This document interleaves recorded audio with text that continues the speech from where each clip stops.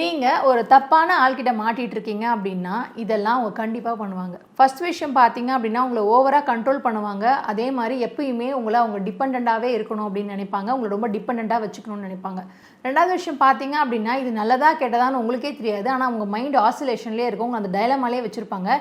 Sometimes நல்லதா இருக்க மாதிரி இருக்கும், சம்டைம்ஸ் கெட்டதா இருக்க மாதிரி இருக்கும். அதனால உங்களால ஒரு முடிவை எடுக்கவே முடியாது. மூணாவது விஷயம் பார்த்தீங்க அப்படின்னா நீங்க ஏதாவது ஒரு விஷயத்த ஒரு ஒப்பீனியனை சொல்லணும், இல்லை ஏதாவது ஒரு விஷயம் தப்பு அப்படின்னு நீங்க பின் பாயிண்ட் பண்றீங்க அப்படின்னா பேசி பேசி உங்களையே அவங்க கன்வின்ஸ் பண்ணி நீங்கள் தான் தப்பு அப்படின்னு முடிவு பண்ண வச்சுருவாங்க. நாலாவது விஷயம் பார்த்தீங்க அப்படின்னா உங்கள் மேலே நான் ஓவராக லவ் வச்சுருக்கேன், அஃபெக்ஷன் வச்சுருக்கேன், பொசிசிவ்னஸ் அப்படின்னு சொல்லி உங்களோட ஃப்ரெண்ட்ஸு, ஃபேமிலி, உங்களுக்கு பிடிச்சவங்க எல்லாருக்கிட்டும் கொஞ்சம் கொஞ்சமாக உங்களை பிரித்து உங்களை ரொம்ப லோன்லியாக ஆக்கிடுவாங்க. அஞ்சாவது விஷயம் பார்த்தீங்க அப்படின்னா உங்களை விட்டுட்டு போயிடலாம் அப்படின்னு நீங்கள் நினைக்கும் போது உங்களை விட்டுட்டு போக முடியாத அளவுக்கு என்னெல்லாம் பண்ணணுமோ அதெல்லாம் பண்ணுவாங்க.